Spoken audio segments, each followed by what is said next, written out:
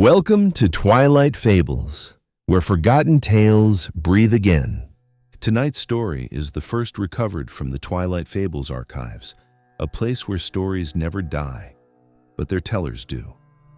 This is The Librarian of Lost Names. It was raining the night he found the door that wasn't there. Dr. Elias Thorne had been walking for hours through the ruined grounds of St. Gertrude's Chapel, a place so far from the nearest village that even the crows seemed to forget its name. His lamp, slick with drizzle, painted narrow halos through the mist.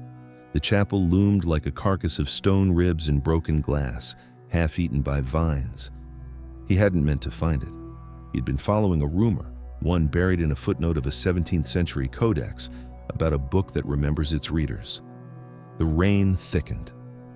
Elias pressed forward, boots squelching through the soaked earth until he reached what was once a door, now a warped frame leaning drunkenly from the wall. The chapel beyond was hollow, gutted, filled with pews like crooked teeth. Water dripped through a wound in the roof, and in that sound, plink, plink, plink, he thought he heard something else, a whisper that wasn't rain at all. "You've come too soon," it murmured, "or perhaps far too late." He froze.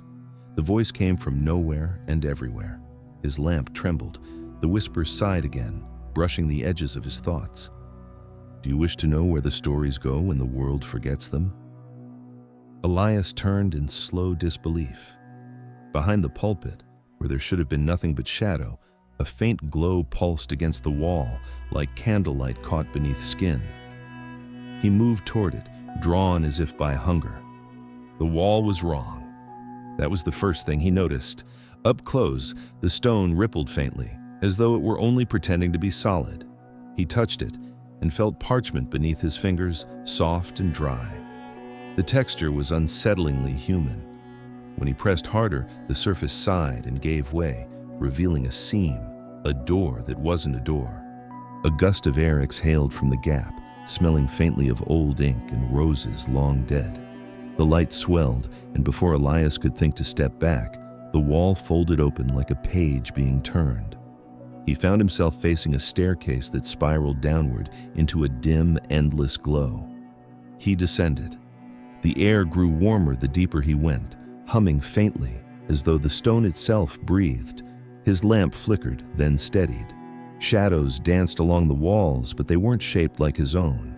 Tall silhouettes bent in reading, turning invisible pages. The stair ended in a narrow corridor, lined with candles that burned without smoke. At the far end stood a single figure, waiting beside an archway of carved wood. Their robes were not fabric. They were made of stitched pages, written in countless hands, some elegant, some childish, some trembling. Every time they moved, a faint flutter echoed like wings. The figure's face was hidden beneath a mask of layered parchment, painted with the faintest outline of eyes and a mouth. When they spoke, the mask shifted, changing expression with each breath. "A guest," the figure said, voice neither male nor female, soft as turning paper. "We haven't had one in a very long time." Elias swallowed hard. "Who are you?" "Names are borrowed things. I have had many. Tonight you may call me the archivist." They turned, motioning him through the archway. Beyond it lay the impossible. It wasn't a library, not in any mortal sense. The chamber stretched out in all directions, vast and root-like, as if the shelves themselves had grown from the earth. They climbed the walls and curved across the ceiling, carved from wood so dark it seemed to absorb the light. But what they held wasn't mere parchment or leather. Each volume pulsed faintly, a heartbeat beneath its cover. The air was thick with a living hum. Elias took a hesitant step. The nearest shelf exhaled, sending a drift of dust and whispers across his face. "Stories," he breathed. "Not stories," said the archivist. "Remnants. These are the truths that the world buried beneath comfort and ink. You know the versions they tell to children, the sweetened ones, where wicked queens fall and heroes wake sleeping girls with kisses, but the true tales never died. They were only erased. We keep them safe here." They glided past him, robes whispering. Elias followed, half mesmerized, half terrified. Every kingdom has a graveyard, the archivist continued. This is the graveyard of memory. Each time a story is forgotten, it comes to rest on these shelves. Each name unspoken, each verse unwritten, each ending left to rot. All of them find their way here. They stopped before a narrow shelf marked with an iron plate. The engraving read, "The Nameless Prince." Elias reached for it. "Careful," the archivist murmured. "They dream when touched." He hesitated, then withdrew his hand. "What happens if you open one?" he asked. "The story breathes again," said the archivist, their voice drifting lower. "And those who listen too long forget which side of the page they were on." They continued walking. The shelves grew stranger the deeper they went. Some books were bound in translucent vellum, within which faint silhouettes moved, faces pressed against the surface as if begging to be freed. Others were sealed with wax shaped like eyes. One shelf bore no books at all, only hundreds of feathers, each inscribed with tiny, perfect handwriting. Elias could not look away. It was like walking through the lungs of time. "Why do you keep them?" he asked. "Because stories are hungry," said the archivist simply. "They must be remembered, or they will devour what remains of those who wrote them. We are their caretakers, or perhaps their jailers." "And who wrote you?" Elias asked before he could stop himself. For a moment, the mask stilled. The faint candlelight caught the parchment face, and Elias saw words shifting beneath its surface, lines of ink rearranging themselves like thoughts being rewritten. "No one remembers," said the archivist softly, which is another way of saying, everyone did. They reached a desk carved from blackened wood, slick with candlelight. Upon it sat an enormous tome bound in silver thread, its pages blank except for the first line written across the top in crimson ink, "The Librarian of Lost Names." Elias felt something stir inside him, curiosity, awe, a child's wonder mixed with an old scholar's hunger. "This is yours?" he whispered. "Ours," said the archivist. "It is the first book and the last. It records every story ever kept here, every teller, every price." The candles dimmed as if drawing breath. "You found your way here because the archive remembers you, Elias Thorne. It remembers every reader who has loved a story enough to lose themselves inside it." He blinked, startled. "How do you know my name?" The archivist turned the page. His name was there, written in red, still glistening wet. "Because you were always going to come," they said. Elias stepped back. "No, that's not possible. I only came following—" "A rumor?" the archivist finished. "A footnote in a forgotten text? Where do you think that came from? The archive calls to those who are nearly stories themselves. You've written of tales no one remembers, of nameless kings, of cursed wells, of the spaces between myths. Each time you wrote them down, you gave us a piece of yourself." Elias's pulse hammered. "I'm not part of your collection." The archivist tilted their head. "Not yet." They closed the tome, and the whispering shelves quieted, as though the whole library were listening. "But the archive offers a bargain," they said. "You have come seeking truth. I can show you what lies beneath the fairy tales you think you know, the unsoftened versions, where the slipper fits because it was made from bone, where the mermaid's song drips with blood instead of pearls. I can show you everything." Elias's breath caught. He felt the pull of temptation, the same one that had driven him to cross oceans and tombs for fragments of forgotten myths. And the price. "To write one true story," said the archivist, "to add it to the shelves. When you do, it will remember you." The words hung heavy, and though they were gentle, they tasted like chains. He might have turned back then, might have fled up the spiraling stairs and let the door vanish forever behind him. But scholars are made of weaker things than courage, curiosity, vanity, longing. Elias stepped closer to the silver-threaded tome. "Show me one," he said quietly. "Show me what your stories really are." The archivist's mask smiled, or perhaps the shadows only made it seem so.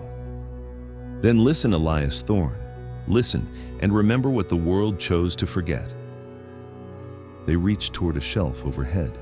The book they selected trembled faintly, as though its heart had quickened at being chosen. When the archivist opened it, the candlelight dimmed, and Elias saw ink run like water across the page. He didn't yet know that what he saw next would begin the unmaking of himself, or that the story waiting in that book would one day bear his own name. But as the ink shimmered and the whispers rose around him, he heard 100 voices sigh from the pages. Once upon a time. And the door that wasn't there closed silently behind him. The silver-threaded tome closed with a sigh that echoed through the endless chamber.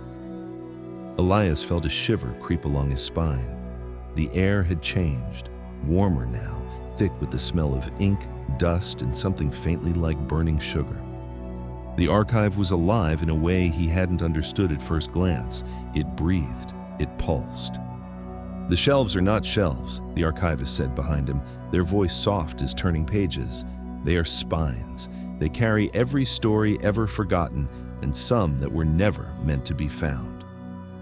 Elias turned slowly. Rows upon rows of books stretched beyond what his eyes could follow, spiraling up into shadow. Each tome throbbed faintly, like a heartbeat. Nearer, some whispered. Some sighed, some wept. And when a breeze, or perhaps the archive itself, stirred, the words across the pages trembled, as though alive, waiting for a reader to give them motion. The archivist moved silently among the stacks, robes rustling with the faint hollow sound of fluttering paper. They paused at a shelf near the center, one carved of black wood, inlaid with silver runes. They lifted a book no bigger than a child's palm. Each of these stories remembers its teller, the archivist said. Some are forgiving, others less so. Elias felt a shiver run down his arms. Curiosity warred with instinct, as it often did with men who loved knowledge too much. What do you mean? He asked. The archivist opened the book. The pages were blank at first glance, but as Elias leaned closer, ink bled across the paper like water spilled over the surface of a lake. Figures emerged, a girl with hair like fire, hiding behind a tree, a wolf whose eyes glowed silver in the dark, a shadowed castle perched on a cliff that cracked and bled into the night. The scenes moved, subtly. The girl trembled, the wolf paced, the castle shivered as if alive. These stories do not sleep, said the archivist. When read, they awaken. Every choice, every scream, every triumph, it lives again, and it knows its reader. Elias's fingers itched. If I touch it, what happens? Then you are not just observing, you become part of the tale. Some never return. A hush fell over the archive. It was not silence exactly, but the pause of breath before a storm breaks.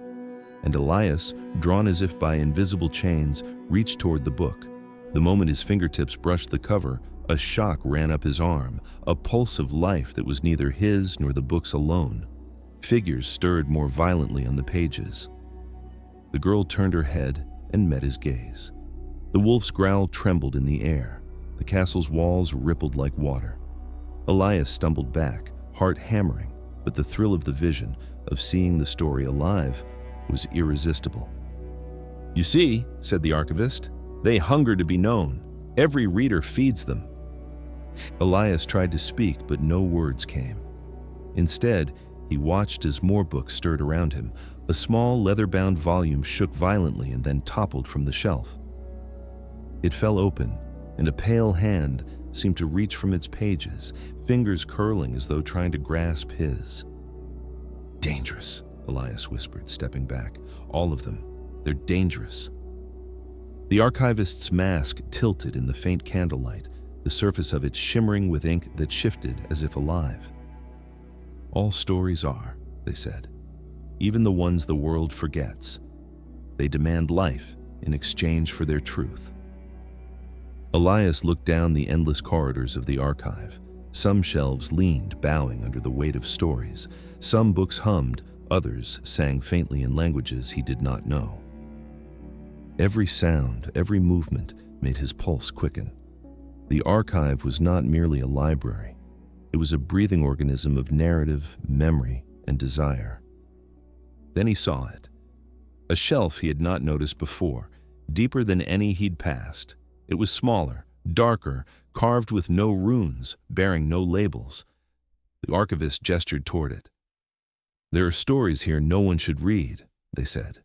They were bound to preserve themselves, not to entertain. Only the foolhardy, or the desperate, ever touch them. Elias felt the pull before he could resist. The shelf contained a single book, its cover black as a void. No ink showed, no title marked its spine. It seemed to absorb the candlelight, exhaling cold shadows. His hand trembled as he reached toward it. The moment he lifted it, the archive exhaled. The shelves seemed to lean closer, and the whispering grew into a chorus. From a nearby volume, a prince stepped forward, half-formed in ink and shadow, his eyes hollow yet pleading. From another, a witch, her face cracked with rage, hissed softly. The girl with fire-red hair from the smaller tome reached her hand toward Elias, lips moving in silent warning. "Do you hear them?" the archivist whispered. "Every story remembers, every character feels when they are read. You must be careful. Elias Thorne curiosity is the first step, but obsession is the second, and the second has no end." Elias's pulse raced, but he could not look away. The black tome pulsed faintly in his hands, like a living heart. The ink inside rippled and formed letters, faintly glowing. "Do you wish to know the truth?" The air thickened. The voices from the shelves grew louder, a swell of longing and warning. The prince's hand reached out again, the witch's hiss sharpened, the girl's silent lips trembled. It was as if the archive itself pressed against him, whispering a single question. "Will you read it?" Elias swallowed hard. The archivist's mask seemed to smile behind him. "One story," they said softly, "and everything will change." And with that, the whispers around him pressed closer, the shadows leaned in, and Elias knew that opening the forbidden tome, the story that no one should touch, would not merely reveal a tale. It would demand a price unlike any he had ever imagined. He opened it. The ink shimmered, alive, curling along the page. Figures moved with alarming clarity. A princess screaming as her reflection shattered in the water, a wolf devouring the moon, a king whose crown burned with invisible fire. Elias felt a tug at his chest, a pull he could not resist. The archive exhaled, filling the air with the scent of old paper, iron, and rain. And somewhere, deep within the endless shelves, a single voice whispered, "We have been waiting for you." Elias did not yet understand that he had crossed the threshold, that reading the story had begun the process of weaving him into the archive itself, that the stories he had glimpsed were only the first threads, that each story had a memory of its reader, and that soon his own name would be inked into the shelves forever. The shelves shivered, they breathed, they waited, and the story was only beginning. Elias Thorne's hands shook as he held the black tome open. The ink moved beneath his fingers, curling into shapes that resembled eyes, mouths, and hands. Shadows reached for him from the margins, whispers sliding along the spine like living things. The archive had noticed him. The stories were awake, and they hungered. "Do you feel it?" the archivist asked, voice a tremor across the room. "The stories remember you, and they do not forget." Elias swallowed, heart hammering, but the scholar in him, the man who had spent a lifetime chasing lost words and forgotten myths, could not turn away. He traced a line of text, and with every stroke, a shiver ran down his spine. The letters bled into his skin, forming faint, shimmering patterns across his hands. He looked at them. The ink glimmered as if alive, moving with a rhythm he could feel in his veins. What is happening?" he whispered. "The story is writing you," said the archivist. "Every word you read becomes part of the archive, and every reader leaves a trace. The price of knowing the truth is to be remembered." Elias wanted to pull back. Every instinct screamed at him to flee, yet he was entranced, helpless, compelled by the dark beauty of the living words. He felt his memories flicker, faces of friends and family, scraps of his own life, blurring into the lines of text on the page. One by one, they were being rewritten, etched into the archive's endless shelves. The figures and the stories stirred more vividly now. The girl with fire-red hair leaned closer, eyes pleading. The wolf hissed and bared fangs of ink and shadow. The prince's mouth moved, speaking a language of longing and warning that was both alien and familiar. The witch's cracked face pressed toward him from another volume, smiling with a hunger that chilled him to the bone. "Stop," he cried. "I don't want—" But the words never left his lips. Instead, they became ink across his throat, curling and twisting in letters he could not read aloud. The archivist's mask tilted slightly, the page-stitched face reflecting the flickering candlelight like a living mirror. "You cannot stop it," they said softly. "The archive always collects, always remembers. Every story you've loved, every tale you've sought, every fragment of myth you chased, it has led you here, and now you belong to it." Elias felt the pull in his chest like a tide of ink.